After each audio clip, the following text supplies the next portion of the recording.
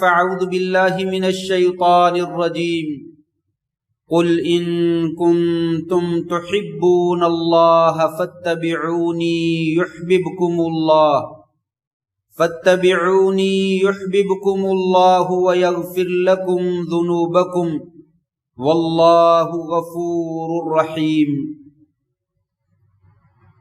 اے پیارے پیغمبر علیہ الصلاۃ والسلام، آپ فرما دیجئے اگر تم اللہ سے محبت کرتے ہو تو تم میری اتباع کرو، فرما برداری کرو۔ اللہ تبارک و تعالیٰ تم سے محبت بھی کرے گا اور تمہارے گناہوں کو معاف بھی فرما دے گا۔ اللہ تبارک و تعالیٰ بہت ہی زیادہ معاف کرنے والے، بہت ہی زیادہ مہربان ہیں۔ نہایت ہی عزت کے لائق محترم بزرگوں، دوستوں، بھائیوں، عزیز طلبہ، آج کے خطبہ جمعۃ المبارک میں دو باتیں ملحوظ تھی کہ ان کے بارے میں گفتگو کی جا سکتی ہے۔ ایک تو شعبان کا مہینہ جاری ہے، اس سلسلہ میں بہت ہی اہم معلومات آپ سے شیئر کرنا چاہتا ہوں۔ دوسرا جو ہے ہمارا پروگرام ہے، اس کی مناسبت سے چند ایک باتیں کرنا بھی ضروری ہیں، اس لیے میں نے مناسب سمجھا کہ اپنی گفتگو کو دو حصوں میں تقسیم کر لوں۔ پہلے خطبے میں اللہ کی توفیق سے شعبان کے مہینے کے بارے میں کچھ معلومات آپ کے گوش گزار کروں گا، اور دوسرے خطبہ میں آج کے پروگرام کے حوالے سے چند ایک باتیں آپ کے سامنے عرض کرنے کی سعادت حاصل کروں گا۔ پہلی بات تو یہ ہے کہ اللہ تبارک و تعالی نے اس دنیا میں تمام انسانوں کو اپنی بندگی کے لیے، اپنی عبادت کے لیے بھیجا ہے، اور عبادت کا ایک واحد طریقہ یہی ہے کہ اللہ تبارک و تعالیٰ کی رضا کے لیے خالصتاً للہیت، اللہ کو مقصود رکھتے ہوئے عمل کیا جائے۔ اور دوسری بنیادی شرط یہی ہوتی ہے کہ وہ عمل نبی کریم صلی اللہ علیہ وآلہ وسلم کی سنت کے عین مطابق۔ ہر وہ عمل انسان کی کامیابی اور کامرانی کا سبب ہے، اور وہی عمل جو ہے وہ اللہ کے دربار میں قابل قبول ہے جس میں یہ دونوں بنیادی شرطیں پائی جاتی کہ اخلاص بھی ہونا چاہیے، اس میں ریاکاری اور دکھلاوا اور شہرت جو ہے وہ مقصود نہیں ہونی چاہیے، اور وہ عمل آپ صلی اللہ علیہ وآلہ وسلم کے طریقے کے عین مطابق، وہ عمل آپ نے خود کر کے دکھایا ہو یا کرنے کا حکم دیا ہو، یا آپ کی زندگی میں لوگوں نے کیا ہے تو آپ نے اس کے اوپر خاموشی اور رضامندی کا اظہار فرمایا، یہ عمل اللہ تعالیٰ کے دربار میں جو ہے وہ قبول ہوتا ہے۔ اسی کے بارے میں قرآن مجید میں کئی آیات موجود ہیں اور احادیث میں بھی ہماری رہنمائی موجود ہے۔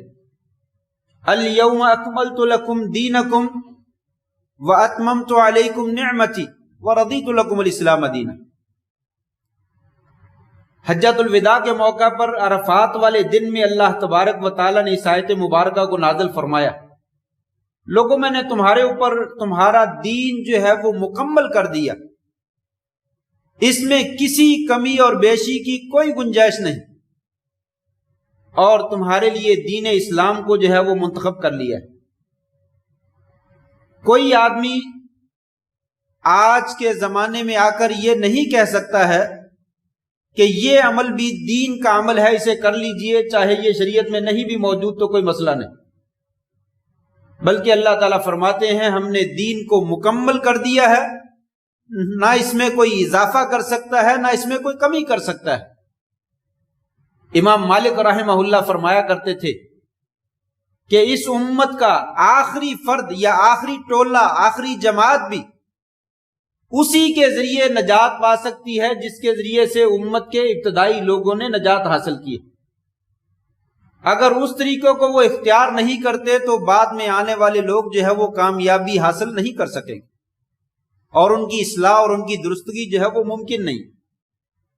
اور آپ صلی اللہ علیہ وسلم نے بھی فرمایا تھا، من عمل عملا لیس علیہ امرنا فہو رد۔ جو بھی انسان ایسا عمل کرتا ہے جس کے اوپر ہماری مہر موجود نہیں ہے، ہمارے طریقے کے مطابق نہیں ہے، وہ عمل ناقابل قبول ہے، مردود ہے، انسان کے منہ کے اوپر مار دیا جائے گا۔ لہذا آج کی دنیا میں بہت سے لوگ جو ہے کتنی ہی قسم کے نیک اعمال ہمارے سامنے رکھتے ہیں، اور وہ یہ کہتے ہیں کیا حرج ہے، نیکی کا کام یہ کر لیجئے۔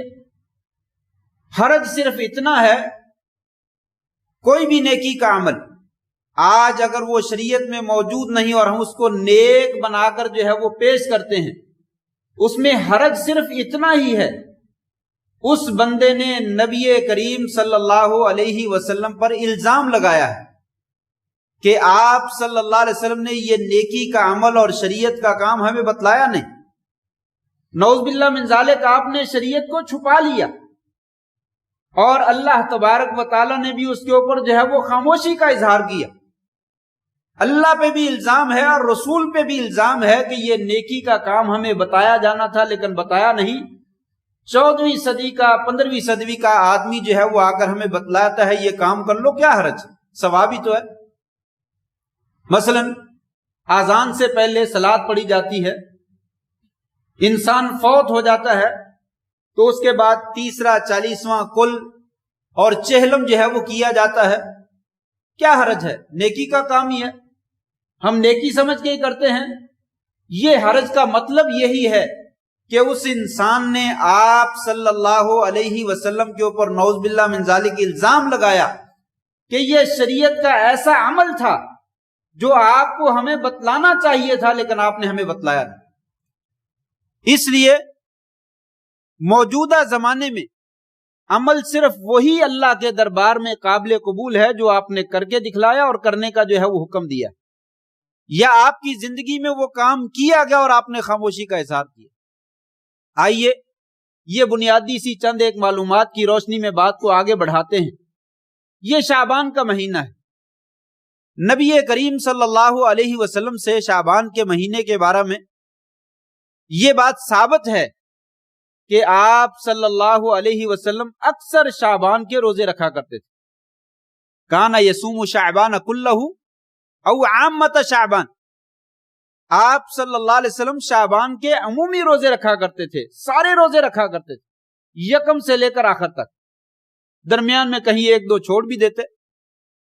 یہ سنت آج جو ہے وہ مفقود ہے، آج یہ سنت جو ہے وہ لوگوں کے درمیان موجود نہیں ہے، اور اس کی بنیادی وجہ یہی ہے کہ جب لوگ کسی بدعت پر عمل کرتے ہیں اس کی جگہ پر ایک سنت جو ہے وہ لوگوں سے اٹھا لی جاتی ہے۔ آج کتنی ہی بدعتیں جو ہے وہ موجود ہیں جن کی وجہ سے آج ہم سے جو ہے وہ کتنی سنتیں جو ہے وہ ختم ہو گئی ہیں۔ انہی سنتوں میں سے ایک سنت یہ بھی ہے کہ شعبان کے مہینے کے اکثر روزے نبی کریم صلی اللہ علیہ وسلم رکھا کرتے تھے لیکن ہم میں سے کوئی بھی نہیں رکھتا۔ یہ روزے کیوں رکھے جاتے تھے؟ حدیث پاک میں آتا ہے، آپ صلی اللہ علیہ وسلم سے سوال کیا گیا کہ آپ شعبان کے روزے کیوں رکھتے ہیں؟ آپ نے جواب دیا، ذالک شہر یغفل عنہ الناس، یہ وہ مہینہ ہے جس سے اکثر لوگ جو ہے وہ غفلت میں ہیں۔ اس مہینے میں انسان کا نامہ اعمال اللہ کے دربار میں پیش کیا جاتا ہے۔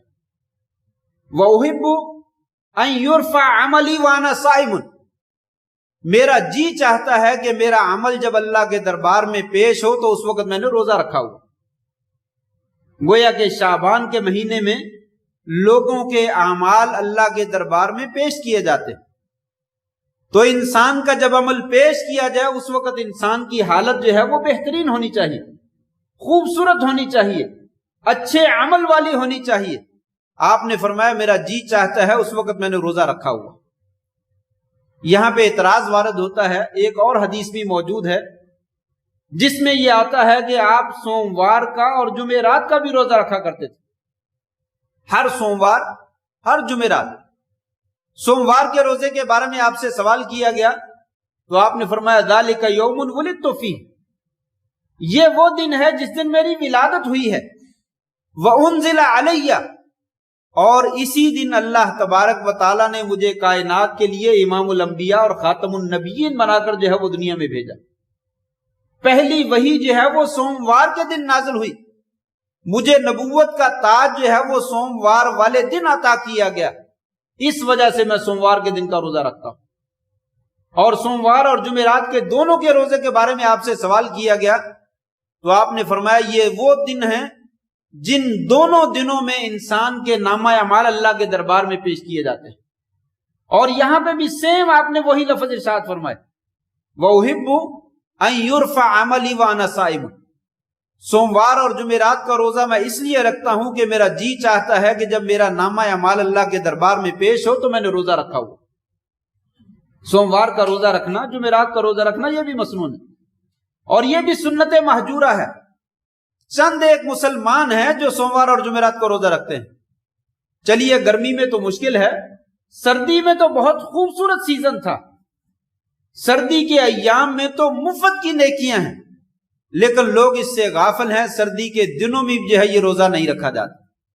بہرحال یہاں پہ بات یہ ہے کہ ادھر شعبان کے مہینے میں آپ نے فرمایا کہ اس مہینے میں میرے عمل پیش کیے جاتے ہیں، لوگوں کے عمل پیش ہوتے ہیں. اور یہاں پہ سوموار اور جمعرات کے دن کے بارے میں فرمایا کہ عمل پیش ہوتے ہیں. اہل علم کا یہ کہنا ہے کہ اس میں تطبیق یہ ہے کہ ہفتے کی پیشی، ہفتہ وارانہ انسان کے اعمال اللہ کے دربار میں پیش کیے جاتے ہیں تو وہ 2 دنوں میں پیشی ہوتی ہے. ایک سوموار کے دن میں اللہ کے دربار میں پیشی ہوتی ہے اور ایک جمعرات کے دن میں انسان کے اعمالوں کی پیشی اللہ کے دربار میں ہوتی ہے. اور ایک سالانہ پیشی ہوتی ہے. وہ سالانہ پیشی جو ہے وہ شعبان کے مہینے میں ہوتی ہے. اس وجہ سے سوموار کے دن کا روزہ رکھنا بھی، جمعرات کا روزہ رکھنا بھی اور شعبان کے مہینے کا روزہ رکھنا بھی، یہ تینوں قسم کے روزے رکھنا جو ہے وہ مسنون ہے اور مستحب ہیں. اللہ تبارک و تعالیٰ کے ہاں جو ہے وہ پسندیدہ ہیں اور نبی کریم صلی اللہ علیہ وسلم نے اس پر عمل کر کے دکھایا. یہ تو پہلی بات کہ سوموار کے دن کا روزہ بھی رکھنا چاہیے.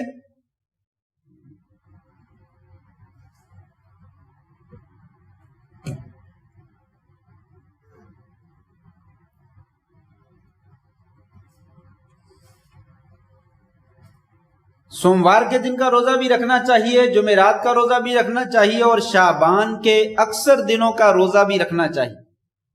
لیکن ہم سے تو فرضی نہیں رکھے جاتے، نفلی کس نے رکھنے ہیں.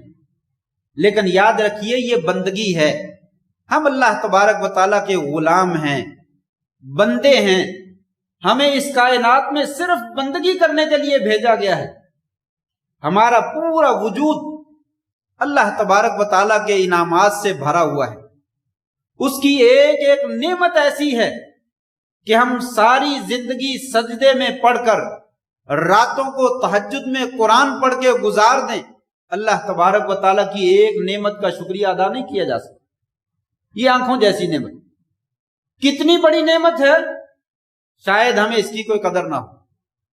2 دن کسی نابینے آدمی کے ساتھ گزاریے اور اس سے پوچھئے یہ آنکھوں کی کیا قدر و قیمت ہے تو آپ کو جو ہے وہ اندازہ ہوگا یہ آنکھیں کہاں سے ملتی ہیں اور کتنے میں ملتی ہیں.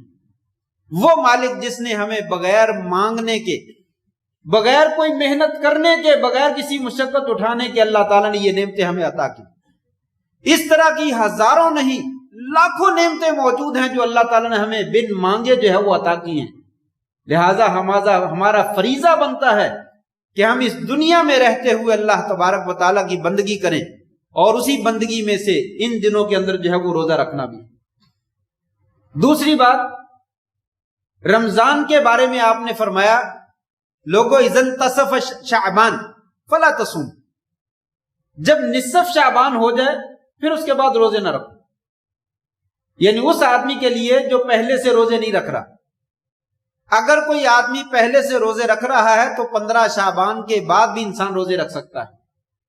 لیکن کسی نے پہلے روزے نہیں رکھے ہیں تو 15 شعبان کے بعد کہے چلو میں روزے رکھ لوں نفلی روزے، تو کہا اس کے لیے جائز نہیں ہے، اس کو نصف شعبان یعنی 15 شعبان کے بعد روزے نہیں رکھنے چاہیے.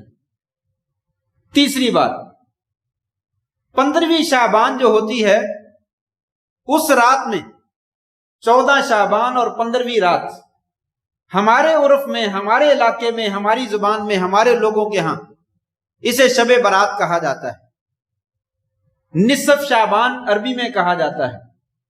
اس سلسلے میں بہت ساری روایات اور بہت سارے واقعات اور بہت سارے اعمال ہمارے لوگوں کے ہاں معروف ہیں. ان کی کیا حیثیت؟ آئیے اس کے بارے میں چند ایک باتیں کرتے ہیں.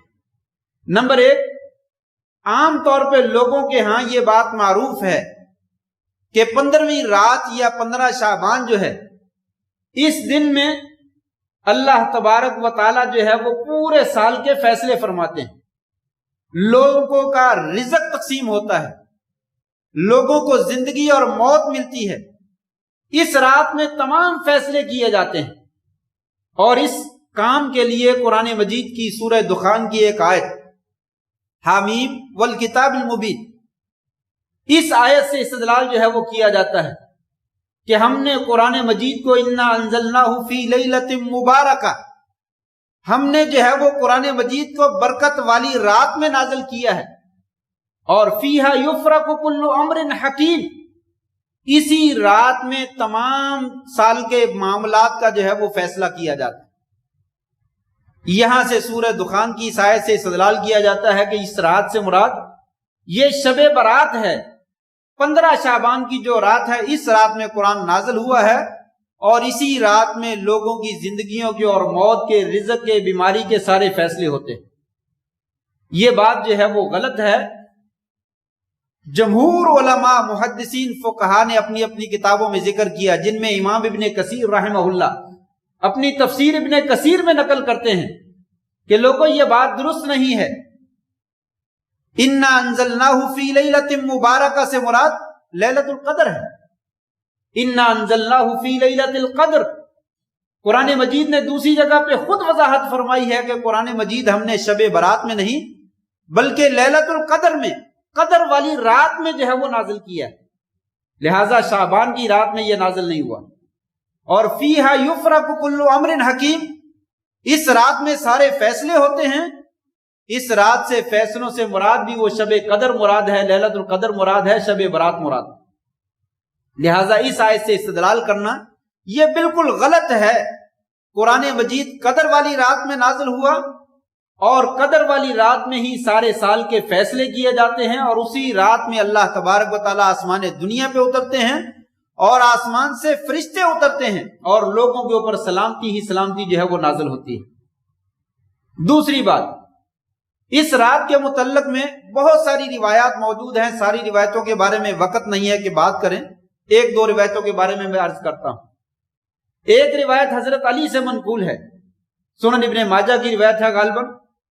آپ نے حضرت علی سے فرمایا رضی اللہ تعالیٰ عنہ، اذا انتصف شعبان، جب نصف شعبان ہو جائے، فقوموا لیلہا وصوموا نہارہا، اس رات میں تہجد پڑھو اور صبح کا روزہ رکھو. کیونکہ اس رات میں اللہ تبارک و تعالیٰ آسمان دنیا پہ تشریف لاتے ہیں، اور اللہ تعالیٰ اعلان فرماتے ہیں لوگوں کون ہے جو رزق لینا چاہتا ہے، کون ہے جو بخشش لینا چاہتا ہے، کون ہے جو صحت لینا چاہتا ہے. الغرض جو بھی دنیا جہان کی انسان کی حاجت ہے وہ طلب کرنا چاہتا ہے، مجھ سے مانگے میں دینے کے لیے تیار. یہ روایت جو ہے وہ پیش کی جاتی ہے، اور یہ روایت بالاتفاق محدثین کے ضعیف ہے. امام عراقی، امام بوصیری، شیخ البانی، امام شوکانی اور دوسرے محدثین انہوں نے ذکر کیا ہے کہ یہ روایت ضعیف ہے. اس میں معروف راوی عبداللہ ابن لحیہ یہ ضعیف ہے، اور محدثین کے نزدیک بالاتفاق ضعیف راوی ہے. لہٰذا اس روایت سے استدلال کرنا جو ہے وہ درست نہیں. نہ اس رات کی تہجد پڑھنا مسنون ہے، اور نہ صبح کا روزہ رکھنا جو ہے وہ مسنون. ایک دوسری روایت اس میں تو بہت ہی زیادہ مبالغہ کیا گیا ہے. آپ نے فرمایا جو 15 شعبان کا روزہ رکھتا ہے اللہ تبارک و تعالیٰ 60 سال پچھلے اور 60 سال آنے والے گویا کہ 120 سال کے روزوں کا اس کو ثواب عطا فرماتے ہیں. یہ روایت محدثین نے ذکر کیا ہے کہ یہ بالکل من گھڑت روایت ہے، جھوٹی روایت ہے اور موضوع روایت ہے. اس کو حدیث کہنا حدیث کی توہین ہے. یہ نبی کریم صلی اللہ علیہ وسلم کا بالکل فرمان ہے. امام ابن الجوزی رحمہ اللہ نے اس کو موضوعات کے اندر ذکر کیا ہے. موضوعات کا معنی وہ روایتیں جو گھڑی ہوئی ہیں، لوگوں نے اپنی طرف سے بنا کر جو ہے وہ پیش کر دی. لہٰذا یہ بالکل کمزور روایت ہے اور خرافات میں اس کا شمار ہوتا ہے. اس کا حدیث کے ساتھ جو ہے وہ کوئی تعلق. دو باتیں، روزہ بھی اس دن کا رکھنا جو ہے وہ جائز نہیں ہے. اس رات میں تہجد پڑھنا، نفل پڑھنا، قیام کرنا، اس کے بارے میں بے شمار روایت ہیں. یہ ہفتہ وارانہ میگزین جو آتا ہے اس کے اندر اور اخبارات کے اندر جب 15 شعبان کی رات آتی ہے یا 14 شعبان کا دن ہوتا ہے، اس دن بہت ساری روایات جو ہے وہ نقل کی جاتی ہیں کہ اس دن کی بہت زیادہ فضیلت ہے اور یہ عبادت کرنی چاہیے، یہ کرنی چاہیے. یاد رکھیے ان میں سے کوئی روایت بھی صحیح نہیں. جیسا کہ میں ابھی نقل کرنے لگا کہ اس رات میں ایک نماز کے بارے میں معروف ہے صلاۃ الفیہ، 1000 نماز یا 1000 کام والی نماز. اس سے مراد یہ ہے کہ اس رات میں 100 رکعتیں پڑھی جاتی. جو آدمی 100 رکعتیں پڑھتا ہے اور ہر رکعت میں 10 مرتبہ سورہ اخلاص پڑھتا ہے تو 10 دفعہ جب اخلاص پڑھی جائے گی 100 رکعتوں میں تو 1000 مرتبہ سورہ اخلاص ہو جائے گی. اسی وجہ سے اس کو صلاۃ الفیہ کہا جاتا ہے. کہا جو آدمی 15 شعبان کی رات کو، شب برات کو صلاۃ الفیہ پڑھتا ہے، اللہ تبارک و تعالیٰ اس کے لیے 100 فرشتہ مقرر کر دیتے ہیں. 30 فرشتے اس کو جنت کی بشارت دیتے ہیں، 30 فرشتے اس کو جہنم سے پناہ دیتے ہیں، 30 فرشتے جو ہے اس کو گناہوں سے بچاتے ہیں، اور باقی 10 فرشتے جو ہے اس کو لوگوں کی شرارتوں سے اور شیطان کی شرارتوں سے جو ہے اس کو محفوظ کرتے ہیں. یہ حدیث بھی اہل علم کا کہنا ہے کہ موضوع ہے، من گھڑت ہے. اس کا بھی حدیث کے ساتھ کوئی تعلق. اس کے اوپر نصاً ذکر کیا ہے شیخ الاسلام ابن تیمیہ رحمہ اللہ، امام ابن القیم رحمہ اللہ، امام شوکانی رحمہ اللہ، حافظ ابن حجر رحمہ اللہ اور شیخ البانی رحمہ اللہ، شیخ ابن باز رحمہ اللہ. ان تمام علماء نے اپنی اپنی کتابوں کے اندر نقل کیا ہے کہ لوگوں یاد رکھو 15 شعبان کی رات میں اور 15 شعبان کے دن میں کسی قسم کا کوئی بھی خاص عمل کرنا جو ہے وہ آپ صلی اللہ علیہ وسلم سے ثابت نہیں. لہذا کوئی بھی روایت جو اس دن کی فضیلت کے بارے میں وارد ہو وہ آپ صلی اللہ علیہ وسلم سے صحیح سند سے ثابت نہیں. لہذا نہ تو 15 شعبان کی رات میں کوئی عبادت کرنا درست ہے، خاص عبادت. عمومی عبادت جو بھی آپ کرتے ہیں کرتے رہیے. اگر کوئی آدمی روزانہ تہجد پڑھتا ہے تو 15 شعبان کی رات کو بھی تہجد پڑھ لے. اگر کوئی آدمی پہلے کوئی نفلی عبادت کرتا ہے تو اس رات میں بھی کر سکتا ہے. لیکن اگر کوئی نہیں کرتا ہے تو اسپیشل اس رات میں عبادت کرنا یہ بھی غلط ہے، اور 15 شعبان کے دن میں خاص عبادت کرنا یہ بھی غلط ہے. اس کی ایک دلیل اور بھی ہے. آپ صلی اللہ علیہ وسلم نے جمعہ کے دن کے بارے میں فرمایا لا تخصوا لیلۃ الجمعۃ بصلاۃ او بقیام ولا تخصوا یوم الجمعۃ بصیام او کما قال علیہ الصلوۃ والسلام. لوگوں جمعے کا دن بڑا فضیلت والا ہے، جمعے کا دن بڑی فضیلت والا ہے. بلکہ حدیث میں آتا ہے خیر یوم طلعت فیہ الشمس یوم الجمعہ، دنوں میں سے سب سے بہترین دن جس میں سورج جو ہے وہ مشرق سے طلوع ہوتا ہے، ان میں سے سب سے بہترین دن جو ہے وہ کیا ہے؟ جمعے کا دن. افضل ترین دنوں میں سے دن جو ہے وہ جمعے کا دن ہے. لیکن آپ نے فرمایا جمعے کا دن افضل ہونے کے باوجود جمعے کی رات جو ہے یعنی پچھلی رات جو گزر گئی اس کو تہجد کے لیے خاص نہ کرو. اگر روزانہ تہجد پڑھتے ہو تو پڑھو، اگر نہیں پڑھتے تو کہو جمعرات کے دن خاص تہجد پڑھنے کا اجر ملتا ہے، فرمایا یہ غلط، اور جمعہ کے دن کو روزے کے لیے خاص نہ کرو کہ جمعہ کا دن بڑا افضل ہے لہذا جمعے کے دن روزہ رکھنا چاہیے، کہا درست نہیں۔ ان احادیث سے معلوم ہوا کہ شریعت ہماری اپنی مرضی کا نام نہیں ہے، شریعت اللہ اور اس کے رسول کی مرضی کا نام۔ شریعت نے جس وقت میں جو عبادت کرنے کا حکم دیا اسی وقت میں عبادت کی جائے، جس وقت میں کوئی عبادت کرنے کا حکم نہیں دیا اپنی طرف سے اس وقت کے ساتھ عبادت کو خاص نہ کیا جائے۔ 15 شعبان کا دن یہ کوئی زیادہ فضیلت والا دن نہیں ہے، پورا شعبان فضیلت والا ہے۔ اگر روزے رکھنے ہیں تو پورے شعبان کے رکھیے، 15 شعبان کے حوالے سے جو ہے وہ روزہ رکھنا اور رات کو تہجد پڑھنا یہ کسی بھی صحیح حدیث سے جو ہے وہ ثابت نہیں۔ جائے اس دن میں روحیں آتی ہیں اور اس کے لیے گھروں کی صفائی کا انتظام کیا جائے، یہ ہندوانہ جو ہے وہ عقائد ہیں اور ان کے برے خیالات ہیں جس کا ہمارے دین کے ساتھ کوئی تعلق۔ جو دنیا سے چلا جاتا ہے وہ دوبارہ اس دنیا میں واپس نہیں آتا، لہٰذا روحوں کے آنے کا سلسلہ اور یہ عقیدہ رکھنا کہ فلاں کی روح آ رہی ہے فلاں کی آ رہی ہے، صحابہ اکرام سے اس طرح کی کوئی بات بھی ثابت نہیں ہے۔ آپ کی ازواج مطہرات نبی کریم صلی اللہ علیہ وسلم دنیا سے تشریف لے گئے، کسی آپ کی زوجہ محترمہ نے نہیں کہا کہ میرے پاس نبی کریم صلی اللہ علیہ وسلم کی روح جو ہے وہ آتی ہے۔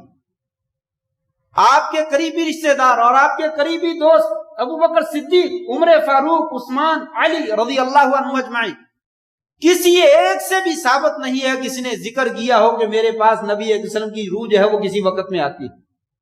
تو یہ بالکل فرسودہ قسم کا نظریہ ہے اور عقیدہ ہے جس کا ہمارے دین کے ساتھ کوئی تعلق نہیں۔ گھروں کی صفائی عام حالات میں بھی کیجئے، جب بھی آپ کا جی چاہے کیجئے، لیکن اس کا روحوں کے آنے کے ساتھ کوئی تعلق نہیں۔ اسی طریقے سے اس رات میں چراغاں کرنا، موم بتیاں جلانا، لائٹیں جلانا، اس کا بھی ہمارے دین کے ساتھ کوئی تعلق نہیں۔ ایک تو ویسے یہ اسراف ہے، اس مہنگائی کے دور میں فضول خرچی میں لائٹیں جلا کر جو ہے وہ پیسہ ضائع کرنا، شریعت اس کی اجازت نہیں دیتی۔ دوسرا، آگ جلانا، موم بتیاں جلانا اور اس کی جگہ پہ لائٹیں جلانا، یہ آگ پرستوں کا کام ہے، یہ مجوسیوں کا کام ہے کہ وہ آگ کی تعظیم کرتے ہیں، مسلمان اس کی تعظیم نہیں کرتے۔ اور اس سے مزید اس رات میں آتش بازی کا مظاہرہ کرنا، یہ تو کوئی بھی عقل مند آدمی جو ہے اس کی اجازت نہیں دیتا، سوائے شور شرابے کے اور کسی کو نقصان پہنچانے کے اور لوگوں کی راتوں کی نیند جو ہے وہ خراب کرنے کے۔ اس میں کوئی ایسی بات نہیں ہے جس کا ہمارے دین کے ساتھ کوئی تعلق۔ اور اس رات میں اسپیشل کھانے بنانا اور کھانے بنا کر تقسیم کرنا، اس کا بھی ہماری شریعت سے کوئی تعلق نہیں ہے، اس لیے کہ جیسا کہ میں نے ذکر کیا، ثواب کا عمل کسی بھی وقت میں کر سکتے ہیں، اس کے لیے وقت کی تعیین کرنا اور وقت کو خاص کرنا شریعت نے اجازت نہیں دی۔ ہاں، رمضان کی راتیں، لیلۃ القدر والی قدر والی راتیں، ان کی فضیلت احادیث میں موجود ہے، ان راتوں میں اسپیشل عمل کرنا یہ یقیناً بہت زیادہ اجر و ثواب کا باعث ہے۔ باقی تمام راتیں ایک جیسی ہیں، جب آپ کا جی چاہے نفل پڑھنا چاہے پڑھیے، جب آپ کا صدقہ خیرات کرنے کو جی چاہتا کیجیے، لیکن جس دن کے بارے میں صحیح روایت موجود نہیں ہے اس کے بارے میں اپنی جانب سے کوئی خاص عمل گھڑ کے شریعت کی طرف منسوب کرنا، یہ نعوذ باللہ من ذالک نبی کریم صلی اللہ علیہ وسلم پر الزام ہے کہ آپ نے شریعت مکمل ہم تک جو ہے وہ نہیں پہنچائی۔ اور یہ دین میں آگے بڑھنا ہے، اللہ تبارک و تعالیٰ ایسا عمل جو ہے وہ انسان کے منہ کے اوپر مار دیں گے اور رد کر دیا جائے گا، اور یہ قبول نہیں ہوگا اس حدیث کو سامنے رکھتے ہوئے جس میں آپ نے فرمایا تھا، لوگوں میں روزہ بھی رکھتا ہوں اور روزہ چھوڑتا بھی ہوں، لوگوں میں رات کو سوتا بھی ہوں اور تہجد بھی پڑھتا ہوں، لوگوں میں دین کے کام بھی کرتا ہوں اور شادیاں بھی کرتا ہوں، فمن رغب عن سنتی فلیس منی، جس نے روزہ رکھنے میں، تہجد پڑھنے میں، شادی کرنے میں میری سنت سے اعراض کیا، اس کا میرے ساتھ کوئی تعلق۔ تہجد پڑھنے میں اپنی طرف سے عمل گھڑ کے منسوخ کر دینا یہ تو بہت دور کی بات ہے۔ آپ نے فرمایا تہجد پڑھنے میں بھی، روزہ رکھنے میں بھی اور شادی کرنے میں بھی جو ہماری سنت سے منہ موڑتا ہے اس کا ہمارے ساتھ کوئی تعلق۔ لہٰذا 15 شعبان کے دن کو یا 15 شعبان کی رات کو کوئی خاص عمل کرنا کسی حدیث سے ثابت نہیں ہے، اس کو روٹین کے مطابق جو ہے وہ گزارنا چاہیے۔ باقی دوسری بات جو ہے انشاءاللہ میں دوسرے خطبے میں عرض کرتا ہوں۔ اللہ تبارک و تعالیٰ سے دعا ہے اللہ کریم ہمیں شریعت کو، سنت کو، دین کو صحیح معنوں میں سمجھ کر اس کے مطابق جو ہے وہ ہمیں عمل کرنے کی توفیق عطا فرمائے، اور بدعات سے، خرافات سے اور غلط قسم کے کاموں سے اللہ تعالی ہمیں محفوظ فرمائے۔ وآخر دعوانا ان الحمد للہ رب العالمین۔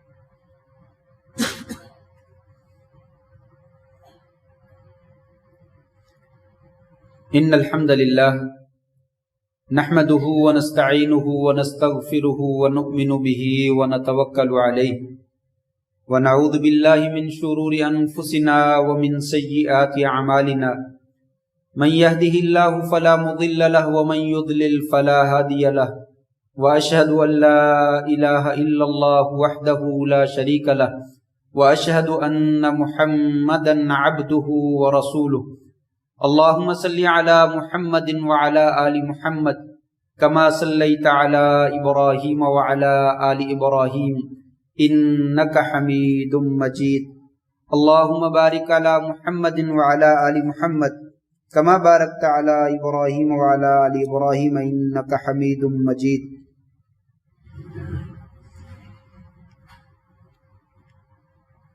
محترم سامعین حضرات،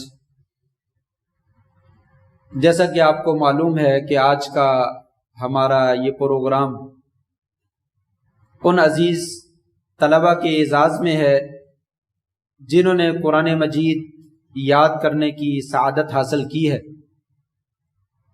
یقیناً وہ بچے مبارکباد کے لائق ہیں، ان کے والدین مبارکباد کے لائق ہیں، ان کے اساتذہ اور اس پروگرام کو ترتیب دینے والے منتظمین حضرات سبھی کے سبھی مبارکباد کے لائق ہیں، اس لیے کہ اس کائنات میں اس سے زیادہ محبوب عمل اور اس سے زیادہ پیارا اور اس سے زیادہ افضل عمل کوئی نہیں ہے کہ قرآن مجید کی خدمت کی جائے۔ قرآن مجید اللہ تبارک و تعالیٰ کا کلام ہے اور اللہ تبارک و تعالیٰ کی صفت ہے، اور اس دنیا میں اور آخرت میں دونوں جہانوں میں کامیابی حاصل کرنے کا ایک واحد ذریعہ ہے۔ اس کے علاوہ کوئی ایسی کتاب نہیں ہے کہ جس کی خدمت کر کے انسان جو ہے وہ دونوں جہانوں کی کامیابیاں سمیٹ سکتا ہے۔ میں اگر ایک حدیث جو مشہور ہے اسی کو ذکر کر کے بات ختم کر دوں تو میرا خیال یہ ہے کہ وہ کافی ہے۔ مشہور حدیث ہے اور ہر بچہ جانتا ہے اور ہر دین سے تعلق رکھنے والا انسان جانتا ہے، لیکن وہ حدیث بڑی عظیم ہے۔ آپ کا فرمان ہے خیرکم من تعلم القرآن وعلمہ، لوگوں اس کائنات میں تم میں سے سب سے بہترین انسان، تم میں سے سب سے اعلیٰ اور سب سے افضل اور سب سے عمدہ انسان وہی ہے جو قرآن مجید سیکھتا ہے اور سکھلاتا ہے۔ قرآن مجید سیکھنے والا اور سکھلانے والا انسان جو ہے وہ کائنات کا افضل ترین انسان ہے، اور اس کے بہتر ہونے کی شہادت نبی کائنات حضرت محمد الرسول اللہ صلی اللہ علیہ وسلم نے عطا فرمائی۔